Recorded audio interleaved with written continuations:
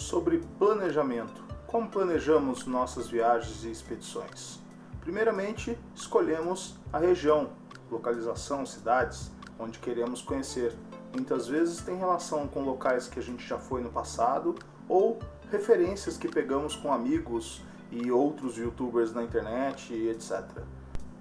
E aí começamos a garimpar na internet sobre as rotas possíveis, sobre as atrações da região e local, onde dormir, onde comer, abastecimento, onde tem posto de gasolina, onde teria água para reabastecer as nossas necessidades, possíveis manutenções, qual é a cidade um pouquinho maior, que tem uma oficina, que teria uma reposição de peça, se caso precisasse, onde teria uma questão de emergência, um hospital, um pronto-socorro, farmácia, para a gente ter uma noção que cidade que é um pouco mais bem equipada nesse sentido. Comunicação, depende do local onde você vai. No Brasil ainda temos muitos trechos, muitas regiões sem sinal de celular. E aí, qual seria a alternativa de comunicação no caso de emergência?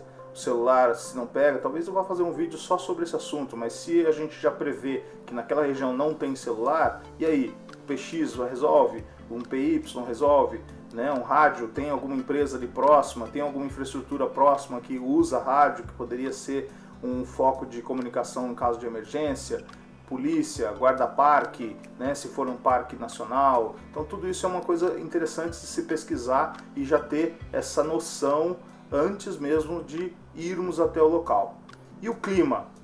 Melhor época do ano para ir para aquela região. Tem muitas regiões do país que varia muito como fica os trajetos, as rotas e até mesmo as atrações de acordo com o clima, de acordo com a época do ano, né? Então, se você vai numa época mais chuvosa, numa época mais seca, mais fria, mais quente, então tudo isso é interessante pesquisar antes mesmo de definir quando é que você vai, para onde você vai, etc.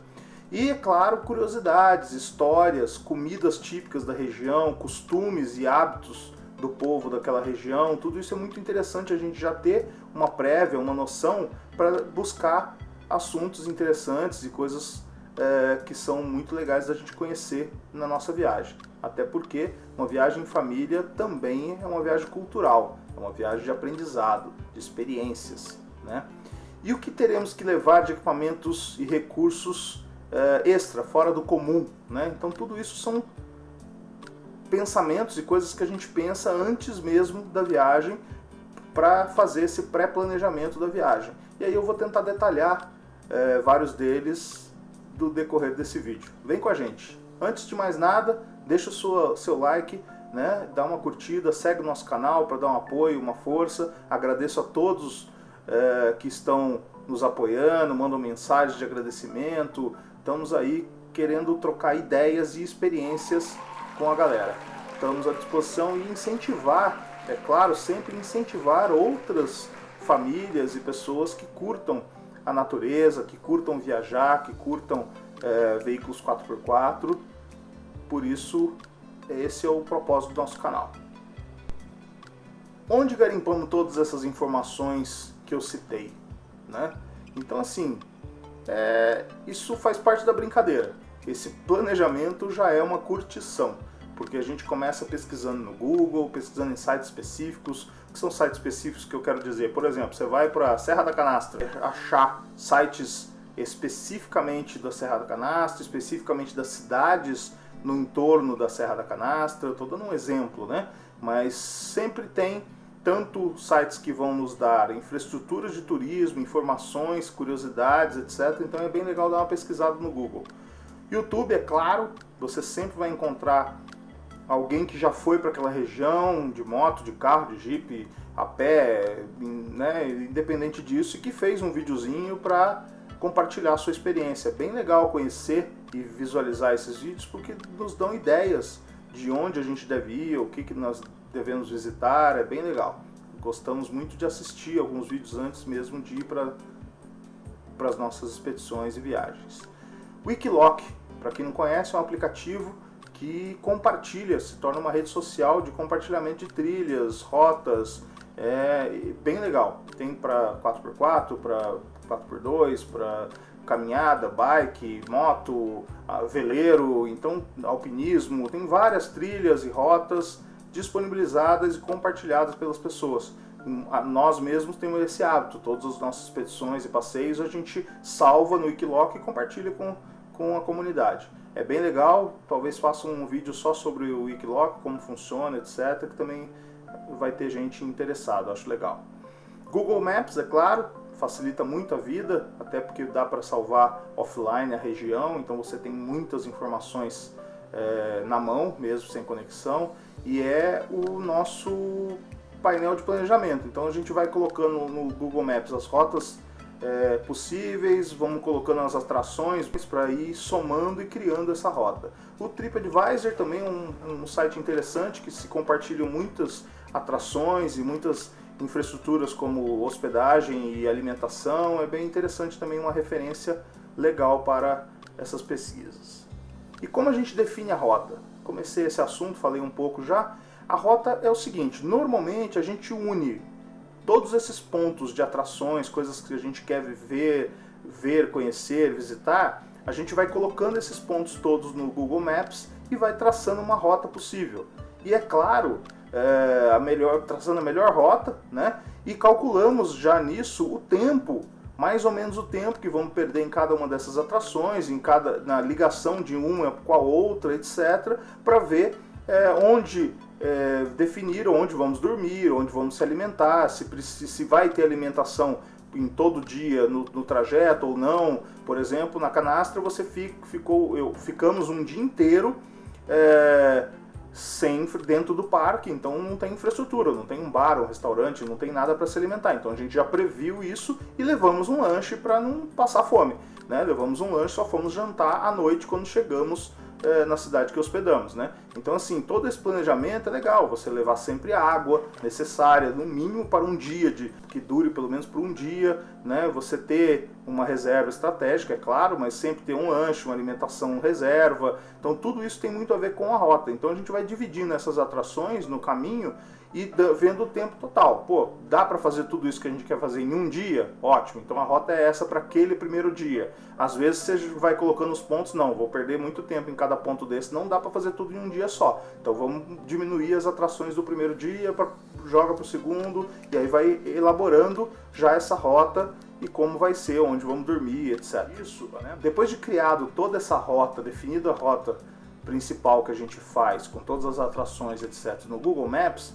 a gente replica isso para o Google Earth, porque no Google Earth eu consigo salvar um arquivo que consegue ser aberto em outros aplicativos de GPS, que trabalham offline também. Isso é uma grande vantagem, porque eu tenho uma redundância. Então eu tenho o Google Maps no celular, salvo offline, toda aquela localização e rota salvo offline, e tenho também em outro aplicativo de GPS offline, a rota toda salva também como uma redundância, ok? Então existem vários aplicativos, tem o GeoTracker, tem o Gaia GPS, então são vários aplicativos que a gente já utilizou, já testou. E além disso, como eu já falei, a gente vai salvando toda a rota que a gente fez, porque às vezes quando nós deparamos com uma atração no meio do caminho que a gente não tinha previsto, ou algum desvio, alguma dificuldade na estrada, etc., a rota não fica exatamente como a gente planejou, né? Quando a gente está na natureza, numa trilha um pouco mais, vamos dizer assim, inóspita, você tem surpresas. Pode acontecer, caiu desbarrancou aqui, caiu uma ponte, então você tem que fazer um desvio, etc. E aí, como a gente salva tudo no Wikiloc, isso se torna um histórico para a gente também para uma futura viagem ou para compartilhar com os amigos, etc. Várias viagens nossas você vai perceber que a gente compartilha o link da rota no Wikiloc, né?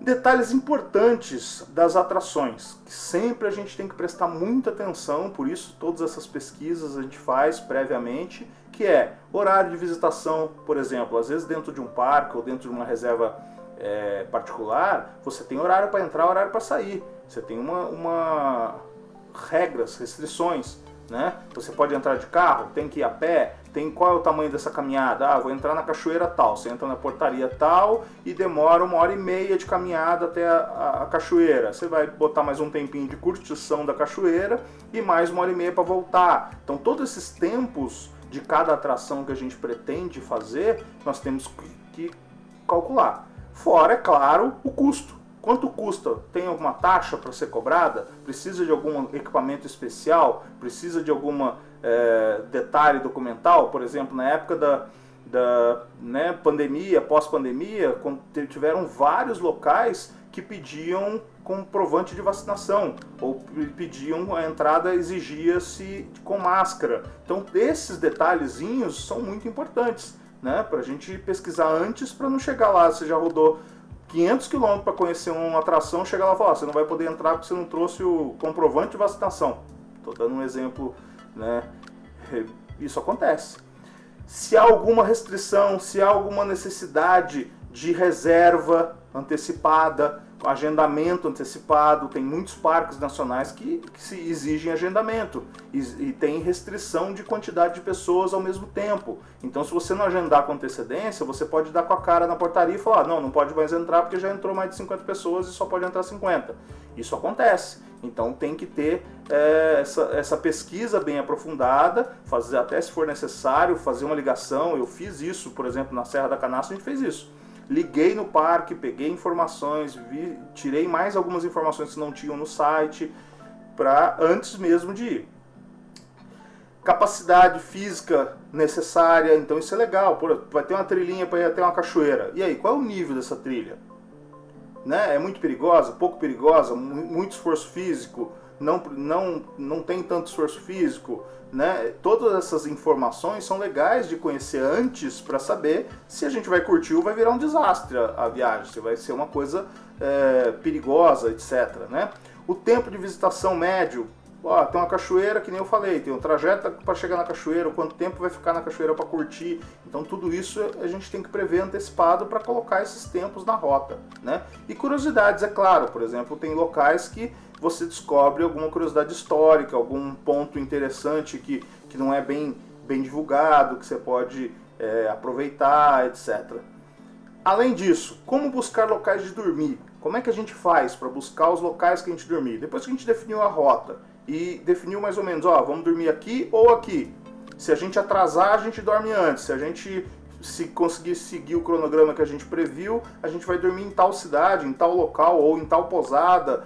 Então a gente começa a pesquisar a Airbnb, Booking, pela internet em geral mesmo, com referências desses sites que eu falei específicos da região, e aí a gente consegue fazer essa previsão e até reservar com antecedência para ficar mais tranquilo. E é claro, falando de hospedagem, sempre tem alguns filtros que a gente coloca. Por exemplo, a localização, que é o primeiro de todos, que eu já falei, preço, né, porque tem que ser um preço adequado ao nosso orçamento daquela viagem, segurança, se é um lugar seguro, tranquilo, que a gente vai poder estacionar o carro com segurança, o carro sempre normalmente está cheio de equipamento, cheio de coisas, e aí tem estacionamento, fica na rua, ou tem local fechado. Então todas essas informações a gente tenta ver antes. E é claro, conforto para a minha família. Então, como é que é o banheiro, como é que é o café da manhã, né? Se tem uma infraestrutura para jantar lá no próprio pousada, hotel, etc. Então tudo isso são referências que a gente busca para decidir o local onde nós vamos ficar. Onde comer? Aí é uma outra informação interessante. A gente busca semelhante ao que onde vai dormir, né? Onde vamos ficar hospedados, mas tem alguns detalhes que é muito interessante. Como a gente já pesquisou antes e descobrimos de repente que tem alguma comida típica, que existe um hábito local por algum alimento, por alguma coisa específica, a gente já escolhe mais ou menos, poxa, eu queria experimentar isso aqui deve ser legal. E aí a gente já procura lanchonetes, bares, restaurantes, etc., que atendam aquele requisito. Naquela região eu ouvi falar que tem o queijo da canastra, é um alimento típico da região. Será que tem algum restaurante que faz uma comida com o queijo da canastra? Será que tem o café da manhã do lugar que a gente vai ficar, faz alguma questão gastronômica com o queijo da canastra? Então, assim, eu dei um exemplo da canastra aqui, tá vindo muito, porque foi a última viagem grande que a gente fez, última expedição grande que a gente fez.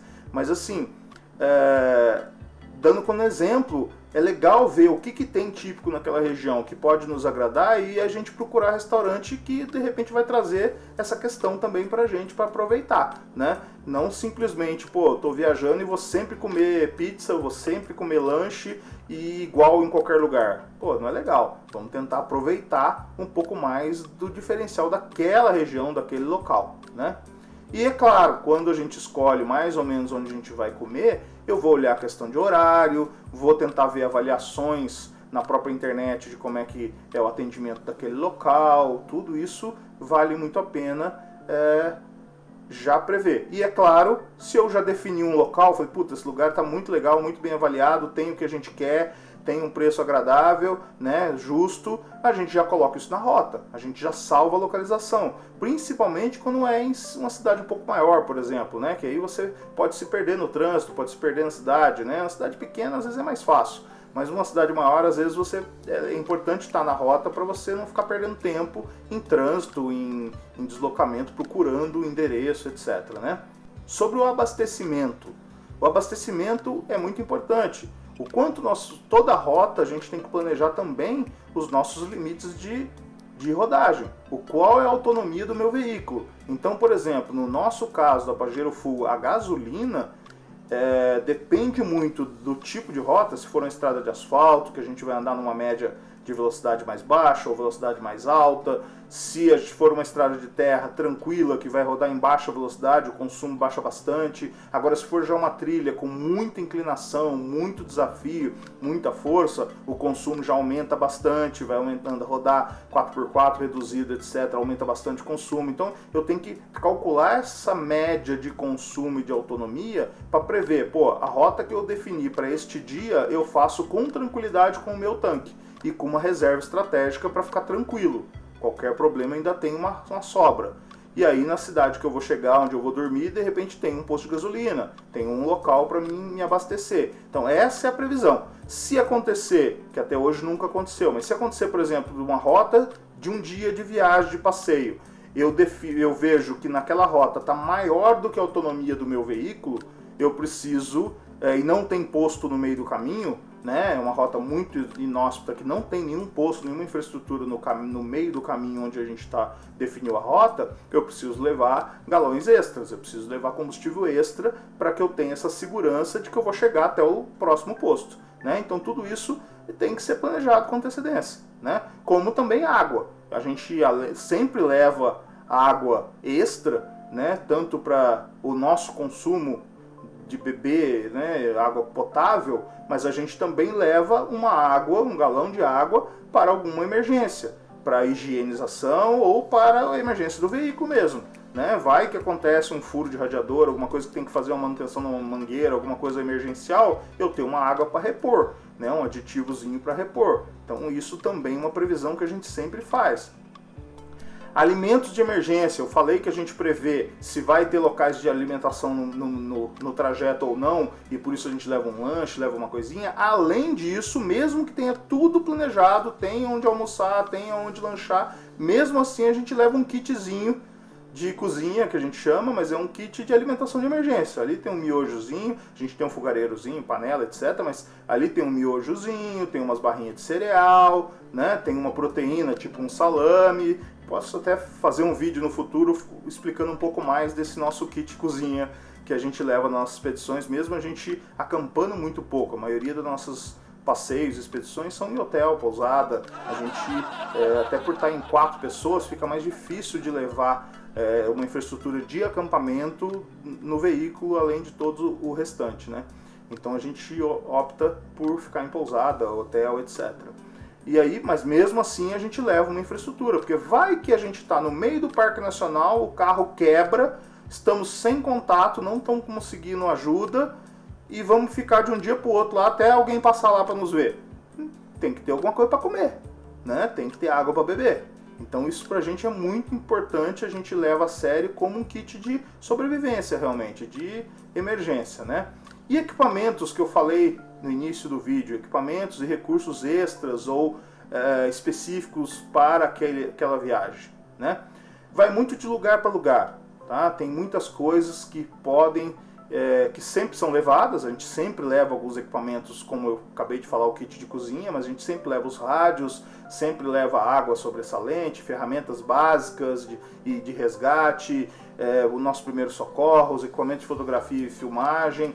Tudo isso são equipamentos que a gente sempre leva para qualquer lugar. Se for um passeio de final de semana, se for um passeio de um dia, se for um passeio de um mês, sempre a gente está levando esses equipamentos que segue com a gente. Agora, depende a viagem, depende desse planejamento, podem ter equipamentos extras que normalmente a gente não leva, mas que serão necessários para aquela viagem. Como eu citei, combustível, água, se tiver necessidade de um trajeto maior que pode faltar, se é uma região muito quente que pode ter uma necessidade de água a mais, ferramentas específicas, coisas específicas e equipamentos, como por exemplo, se a gente vai para uma região de praia, levar uma máscara e um snorkel, um equipamento de mergulho, né, para curtir aquilo. Se é uma região que a gente a trajetória vai ter que ser acampando, então vamos levar a barraca, levar os colchão inflável, levar essa infraestrutura. Se é uma região que de repente dá pra gente curtir um churrasquinho no meio do caminho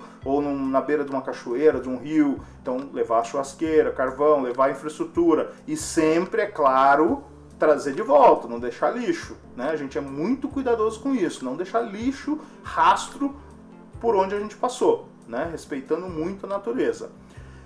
Aí depois de tudo isso, todas essas informações pesquisadas e salvas, a gente vai fazendo uma pasta e vai salvando. Eu crio além das rotas de GPS, no Google Maps e no segundo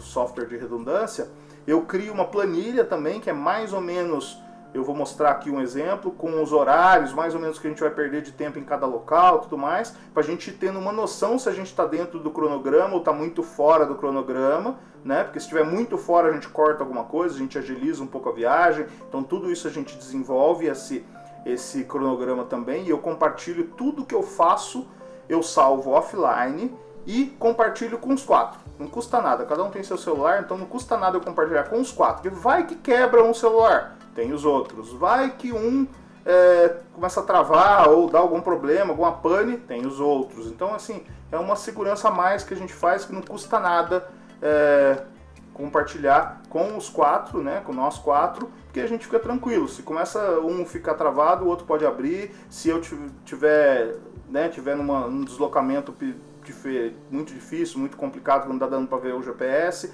a Cintia abre no GPS dela, ou as meninas abrem e já começam a pegar alguma informação e para ajudar na dúvida. Então, assim, essa é um procedimento que a gente cumpre sempre, faço para ter uma redundância. E uma coisa boba, estou falando de redundância, talvez role até um vídeo sobre redundância, uma redundância boba que eu sempre faço. Eu pego a chave de reserva do carro e deixo uma comigo e outra com a Cintia, na bolsa dela.